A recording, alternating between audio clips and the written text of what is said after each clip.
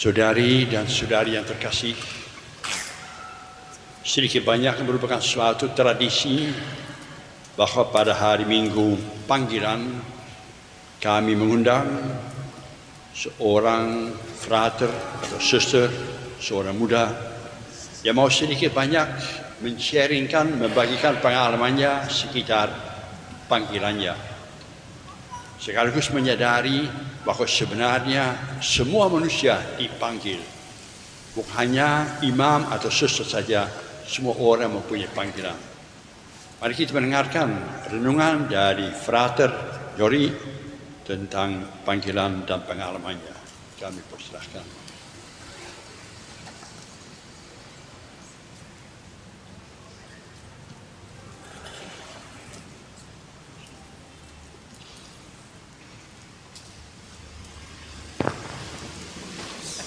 Wah, banyak orang ya. Nah, supaya saya tidak grogi, saya mulai dengan sedikit pantun. Mudah-mudahan lucu. Frater tolong dibantu ya. Aku ngelucu tetapi garing. Tetap santai, jangan membara. Ini sharing bukan sembarang sharing. Ini sharing hidup membiara. Baik Pastor Leo, Bapak Ibu, saudara-saudari yang terkasih dalam Yesus, dan tak lupa para jombloan, Mater, jomblowati, suster bila ada, selamat sore. Senang rasanya saya bisa hadir dalam minggu panggilan ke-61 ini untuk berbagi kisah tentang perjalanan panggilan saya. Sebelum itu boleh kali ya, saya izin untuk memperkenalkan diri. Nama saya Frater Ferdinand Yori Sentanu, biasanya dipanggil Frater Yori. Saya berasal dari paroki Katedral Santo Petrus Bandung. Walaupun begitu, saya yakin dan percaya 100% tidak banyak yang mengenal saya. Sebab sebelum masuk seminari, saya tidak pernah aktif dalam kegiatan menggereja dan terlebih sebetulnya jarang ke gereja. Saya ini berasal dari lingkungan Martinus. Lalu saya ini campuran Sunda dan Flores. Ibu saya asli orang Sunda dan bapak saya asli orang Flores. Maka anaknya menjadi seperti ini. Rambutnya keriting, tetapi logatnya Sunda pisan. Saya itu lahir di Kuningan. Kalau Bapak Ibu tahu, kolam ikan biasanya ingatnya, atau Gua Maria Sawerahman. Itu sedikit perkenalan. Sekarang ke bagian isi. Saudara-saudari yang terkasih, sejak SD saya itu ingin menjadi imam. Saya sekolah di SD Yosudarso Cigugur. Setiap malam sebelum tidur, nenek saya itu suka menceritakan tentang misionaris OSC dari Belanda yang katanya suka kunjungan ke setiap rumah, suka ngasih permen ke anak-anak, suka memberi uang bagi yang kekurangan, dan suka menolong orang bak seorang pahlawan super. Spiderman atau Batman kali ya. Dari situlah saya ingin menjadi seorang pastor. Lalu di sekolah itu, kalau ditanya siapa yang mau jadi pastor, saya angkat tangan. Akibatnya, saya tidak pernah pacaran. Karena satu sekolah sudah tahu saya mau jadi imam. Saya pikir mereka mungkin adalah penghalang utama saya untuk menemukan tambatan hati. Pernah suatu kali ada perempuan cantik yang menembak saya melalui temannya. Sebetulnya saya mau, tetapi karena hal tadi akhirnya dengan berat hati saya tolak. Dengan begitu kisah ini berakhir dengan sad ending. Sayang sekali, sungguh 1000 sayang. Lalu bagaimana dengan orang tua saya? Ketika saya mengutarakan maksud ini pada orang tua, mereka mengatakan, "Ah, main-main." Seakan tak percaya dengan kata-kata seorang anak yang masih polos, tak tahu keadaan dunia, tetapi siapa sangka itu adalah suara Sang Ilahi yang memanggil saya dengan lembut. Nah, ketika saya sedang asik-asiknya di mabuk panggilan saat SD, ayah saya menyuruh saya untuk melanjutkan pendidikan SMP negeri di Bandung dengan alasan supaya dekat dengan ibu, karena ibu saya bekerja di Bandung. Waktu itu saya sedih karena saya pikir untuk menjadi pastor itu hanya bisa di Cigugur. Pastor itu ya dari Cigugur gitu. Maka saya tidak tahu itu. Nah, hidup di kota ini tak mudah, apalagi karena pergaulan yang tak sehat. Walaupun begitu, saya tetap ingin jadi pastor. Saya memang menjadi jarang ke gereja, bukan karena malas, tetapi karena saya sendiri yang memimpin misa-misaan di rumah. Saya membeli Coca-Cola sebagai anggur, dan roti gepeng warna hijau 2000-an sebagai roti. Saya jadi imam, saya jadi lektor, saya jadi mazmur. Pokoknya itu misa saya, pokoknya gitu. Lalu setelah lulus SMP, saya melanjutkan pendidikan SMA di Seminari Menengah Cadas Hikmat Keuskupan Bandung. Disitulah saya dididik jadi pribadi yang berhikmat dan penuh semangat. Lalu setelah 3 tahun di Cadas Hikmat, saya memutuskan untuk masuk Ordo Salib Suci, atau dalam bahasa Latin Ordo Sancte Crucis. Ada 2 alasan. Pertama, OSC lah yang membuat saya mengenal iman akan Kristus. Saya diceritakan bagaimana perjuangan para misionaris OSC untuk mengembangkan iman akan Yesus di tanah Cigugur. Kedua, saya terpikat dengan keakraban, kehangatan, kebersamaan yang ditampilkan oleh para krosier. Krosier adalah sebutan bagi para anggota OSC. Jadi saya disebut krosier atau pemanggul salib. Sekarang saya menjadi frater OSC dan tinggal di Sultan Agung, dan juga sedang kuliah di Fakultas Filsafat Unpar semester 4. Nah, kalau ditanya jadi frater bahagia atau enggak? Sulit sih emang, tapi ya saya coba cari gitu. Nah, saya itu sangat bahagia dan sukacita menjadi calon imam.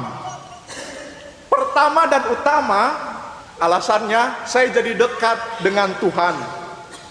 Setiap hari bangun untuk merayakan Ekaristi dan ada doa-doa lainnya. Jadi selama sebulan itu kami merayakan Ekaristi selama 30 kali begitu. Oleh karena kami memiliki kapel sendiri, maka kalau saya sedang sedih, bingung, kecewa, putus asa, saya bisa dengan bebas mengunjungi sakramen Maha Kudus. Saya bisa cerita, bahkan bisa sampai tengah malam. Ini menunjukkan bahwa frater juga, walaupun sering berdoa, bukan berarti tanpa masalah. Masalah mah banyak, mulai dari tugas kuliah, tugas rumah, dan lain-lain. Justru karena banyak masalah dan tak mampu menjalaninya, maka dengan licik saya mengajak Yesus untuk menjalani bersama-sama saya. Itulah kebahagiaan yang pertama. Lalu kebahagiaan yang kedua, setiap hari kami sering mengobrol, bercanda, sharing tentang kesusahan dan juga berdoa. Di biara itu ada 33 frater. Ini tidak datang semua. Dan semuanya murni laki-laki. Maka kalau dengan satu frater sudah kehabisan cerita, masih ada stok 32 cerita yang tak habis-habisnya. Maka kami bahagia. Walaupun kami semua laki-laki, tetapi rasa cinta sebagai satu keluarga dalam jalan panggilan ini sangat terasa. Kami saling mendukung, saling menghargai, saling memperhatikan, dan yang terpenting kami saling mengasihi. Bagi saya biara OSC itu rumah di mana saya bisa merasakan kehangatan persaudaraan. Kalau sedang libur atau cuti di rumah, saya itu suka rindu biara. Tapi sebaliknya, kalau sedang tinggal di biara, justru malah rindu pulang ke rumah. Ya, namanya juga hidup. Lalu pertanyaan lain, apa tantangan menjadi calon imam? Bapak, Ibu, saudara-saudari yang terkasih, menjadi imam itu harus bisa banyak hal. Karena saya tidak tahu nanti akan diutus kemana. Tanah misi, Papua misalnya, rumah retret, bisa dosen, dan bisa jadi bapak perkebunan. Ada banyak. Maka saya belajar untuk masak, ngajar, beres-beres rumah, berdoa, memberi renungan, makan, dan lain-lain. Dari beberapa hal yang saya pelajari, saya hendak mohon maaf. Karena saat ini saya sedang berjuang untuk bisa mengendarai motor. Walaupun tinggi saya segini, 1,78, tetapi jika mengendarai motor suka gemetar. Maunya dari gigi 1 pindah ke gigi 2. Karena gemetar, malah pindah ke netral. Kan jadi berhenti gitu ya, di tengah jalan. Saya sebetulnya malu menceritakan yang ini. Tetapi pernah suatu kali saya diajari motor oleh seorang umat ketika live-in di Tangerang. Hanya saja motor yang dipakai untuk latihan bukan motor bebek biasa, tetapi motor pengangkut gas LPG. Alhasil, Bapak Ibu pasti sudah bisa menebak apa yang terjadi. Saya hampir menabrak pintu gerbang tetangga. Walaupun begitu, saya ini masih belajar dan terus berjuang karena saya adalah crosier, pemanggul salib. Maka sekarang setiap Sabtu saya berusaha latihan dan dibantu frater lain agar bisa mengendarai motor. Tantangan kedua, suatu kali saya mengajar anak-anak kelas 5 SD. Materi yang saya bawakan soal cita-cita. Saya tampilkan ada jaksa, dokter, masinis, arsitek, dan terakhir pastor atau suster. Lalu ketika sedang mengajar, seorang anak bertanya kepada saya dengan polosnya, kalau jadi frater, boleh punya pacar berapa? Ini kan sulit ya bagi saya ya, untuk menjawab pertanyaan ini. Saya tidak menjawab waktu itu, dan ya saya biarkan aja gitu. Bapak Ibu, saya itu masih normal. Sehingga saya tidak bisa berbohong bahwa di Bandung ini banyak sekali perempuan yang cantik. Akan tetapi karena saya telah berjanji untuk hidup selibat, maka saya harus bisa mencintai semua orang tanpa ada kekhususan apapun. Kalau saudara-saudari tahu bahwa kami ini tinggal di Jalan Sultan Agung. Di sekitar jalan itu ada begitu banyak toko distro, rumah makan, dan termasuk biara kami. Dengan begitu setiap malam minggu, Jalan Sultan Agung penuh dengan anak muda yang sedang pacaran. Saya hanya bisa melihat dan tersenyum sambil berkata, inikah panggilan? Ya, jadi saya agak iri ketika mereka bergandengan tangan, saya hanya bisa bergandengan tangan saya sendiri gitu. Akan tetapi untungnya sampai sekarang saya masih setia dengan jalan panggilan ini. Lalu kenapa saya kuat dan masih bertahan sampai saat ini? Bapak, Ibu, saudara-saudari yang terkasih, tantangan baik berkeluarga maupun hidup selibat sama-sama berat. Tidak ada yang lebih mudah, tidak ada yang lebih susah. Maka di sini hanya dibutuhkan sebuah komitmen. Kalau menghadapi sesuatu yang susah, saya jalani, saya tekuni, dan saya perjuangkan. Itulah komitmen saya. Kan ini panggilan yang saya pilih. Lalu saya memiliki dua pesan dalam minggu panggilan ini. Saudara-saudari yang terkasih, pertama, gereja itu kekurangan imam.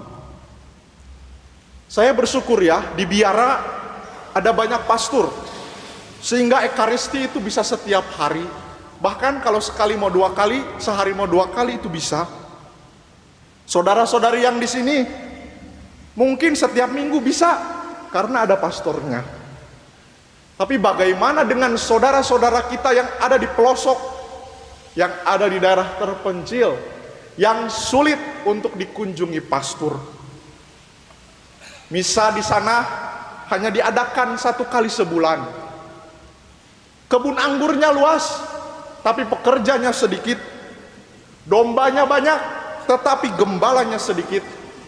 Padahal gereja membutuhkan gembala yang setia untuk menuntun domba-dombanya dan berani menyerahkan nyawanya.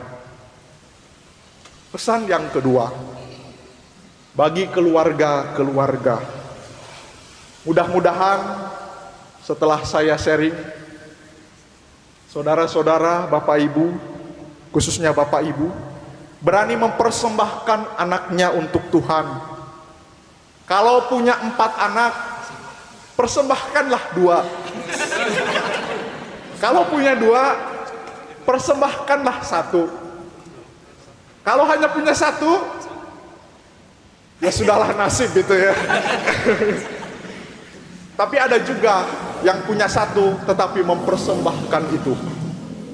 Percayalah Bapak Ibu, mempersembahkan anak untuk Tuhan itu bukan sebuah kerugian, tetapi kesempatan untuk semakin membuka keran rahmat Allah. Sungguh ketika sebuah keluarga mempersembahkan anaknya bagi Tuhan, maka ini bukan hanya kegembiraan keluarga itu sendiri, tetapi kegembiraan gereja universal, seluruh umat Allah. Akhir kata, saya memohon doa dari saudara-saudari sekalian. Mudah-mudahan kami ini yang berada di dalam jalan panggilan ini tetap setia, tetap berjuang, dan tetap berdoa.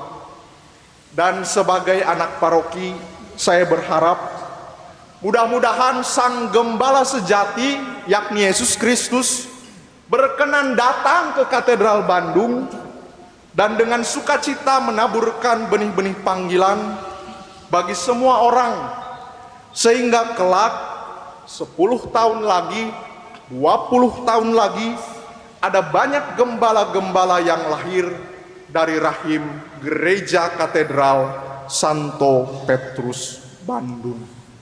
Amin, amin, haleluya.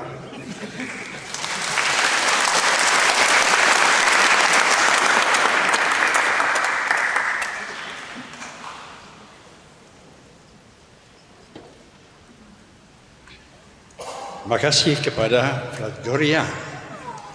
Saya bangga bahwa katedral menghasilkan calon imam semangat yang luar biasa. Ya, lucu, lancar. Mau tambah sedikit saja, panggilan Tuhan itu kadang-kadang berbelit-belitnya, bisa berubah. Kita tahu cerita tentang Saulus atau disebut Paulus ya. Saulus itu seorang yang membenci Yesus, yang suka menganiaya pengikut-pengikut dari Yesus, tangkap, mau dibunuh. Karena Yesus itu dianggap seorang yang meleceh hukum Taurat, maka disalibkan, mati. Tiba-tiba panggilan Tuhan sampai kepada dia. Saulus, mengapa engkau menganiaya saya? Loh, kau siapa? Aku Yesus yang kau aniaya. Loh, jadi kau hidup, aku hidup. Jadi ternyata kau lebih kuat daripada aturan-aturan, lebih kuat. Kemudian Saulus menjadi buta, nggak lihat arah hidupnya. Akhirnya dia merasa terpanggil. Kalau Yesus hidup, saya akan menjadi pengikut Yesus, dipanggil untuk menjadi pengikut Yesus, mewartakan kabar gembira kepada seluruh dunia. Itu panggilan yang kedua dari Saulus menjadi pengikut Yesus. Saya mendukung apa yang dikatakan oleh Frat Jori. Mudah-mudahan saja katedral itu ikut menghasilkan lebih banyak frater-frater yang bersemangat, suka senyum, yang lucu, yang bisa memimpin kita bersama-sama. Kita mendoakan para frater-frater, para suster, para imam, uskup dan bapak paus, semoga mereka mengembalakan kita dengan sebaik-baiknya. Semoga demikian.